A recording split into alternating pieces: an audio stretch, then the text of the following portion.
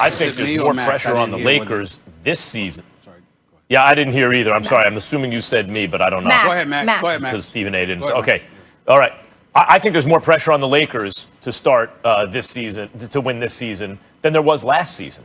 Like, do you remember before last season, that survey of GMs, right? I think it was right before the season started. It was late October or November. Who is most likely to win? GMs, right? So they survey 30 GMs, all the GMs in the league, and they ask who is most likely to win the championship. These people, their living is dependent on knowing this kind of stuff, of evaluating talent. Number one was the Clippers. Number two was the Bucks. Lakers finished a distant third. They turned out to be wrong. But the perception was going in, the Lakers may not win it this season. And why not? Like, this is the third time LeBron has formed a super team in a location. The first time is he went to Miami. Dwayne Wade and Chris Bosh. And then Miller and all these guys, yeah, we want to play there too. They lost the championship year one. They got there, but they lost. Same thing happened in Cleveland. Oh, they got Kyrie and the number one pick. They can flip Wiggins into Kevin Love. I'll go to Cleveland. There's another super team. Year one, he lost. True, everyone got hurt, but he didn't win the championship year one. LeBron usually figures that out year two because you got to get the details just right. It's hard just to throw guys together and have them win a championship. So I would say the expectation among most who knew was not that the Lakers would win, yet they did. But how about this season, guys? What's the expectation now? A lot of people would say the number one and number two players in the world are both on the Lakers. They just won the championship, and I think everyone agrees they improved at least on paper in the offseason. Montrezl Harrell and Schroeder and Marc Gasol. So, yeah, there's more pressure now, especially, Stephen A., as you know. You spent enough time in L.A. and have covered the league long enough and have been alive long enough to know. Lakers fans, they get greedy. You know, the reason they want to win a championship is because you can't repeat or three-peat without winning the first one. Now they expect it. So do the odds makers. And I think there's more pressure than ever right now.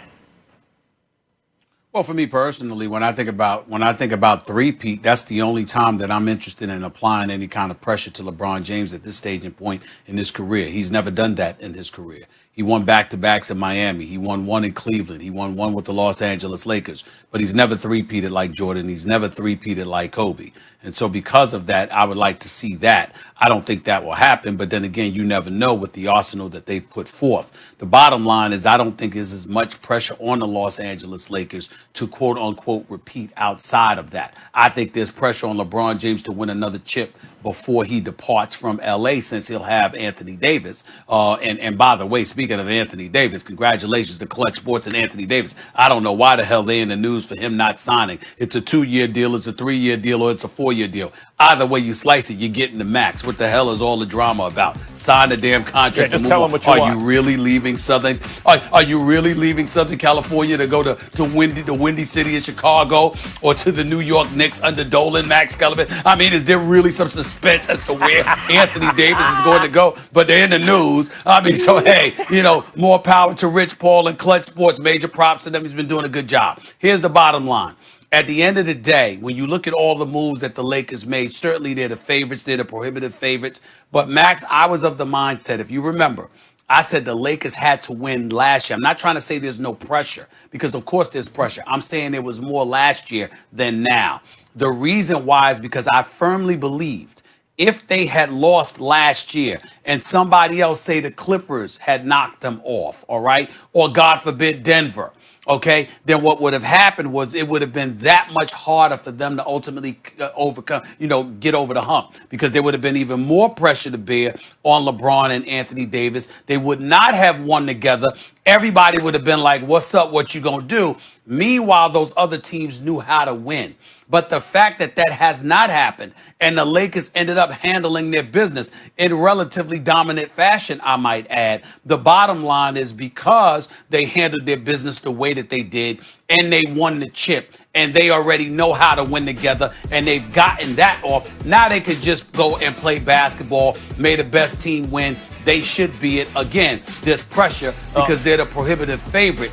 But it's nothing compared to what it was last year, because if they had not won last year, it would have been significantly more pressure this season and beyond. But the reason is, I think there's a problem with that kind of thought experiment. The reason that there's more pressure now is because They didn't lose to the Clippers. They never met the Clippers. They didn't lose to the Nuggets. They didn't lose to anyone. And Stephen A., the truth is, they never really came close, brother. They never really came close.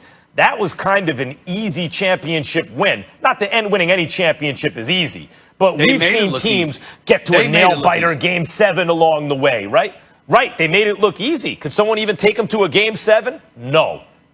That was like Jordan on the Bulls type stuff, right? Like, oh, y'all can't even take this dude to a Game 7? Those might be the two best players in the world. So the fact that we now know that they were that much better than the rest of basketball last season, and we all believe they got better, but we don't look at any other team and say, see that team right there? That team was knocking on the door, and they just took a giant step forward. We don't think that about the Clippers. You may think they got marginally better or marginally worse. The Bucks got a little better, but they didn't even get out of the East. Did the Heat get better? Maybe if certain guys improve because they're getting a little older, but no one. We don't see anyone on the, it's not like the Nuggets acquired some major star or something like that. We're like, okay, now what are they going to do? So for that reason, there's more pressure now because we know what the Lakers are supposed to do. The expectations are higher. Well, again, I disagree. I mean, because the expectations are higher because we're looking at them and some of the moves that they made, and they're the prohibitive favorites. But I look at Denver. One could argue that there's addition by subtraction. Even though we all like Jeremy Grant and he can ball, the fact that he's going to be gone, Bart's going to come back, but you've got Michael Porter Jr. that's expected to ascend. Who knows how interesting that can be? We love Montrezl Harrell. We understand that he's an Energizer bunny, and aside from his poor performance in the playoffs, he had some things going on family-wise, not to mention the fact that he really didn't want to be in the bubble to begin with, and he wasn't getting along with Paul George. That's an element. But the Clippers have upgraded because Serge Ibaka is an upgrade from Harrell, a better rim protector and a better perimeter shooter. So we get that along with the motivational element of Paul George and Kawhi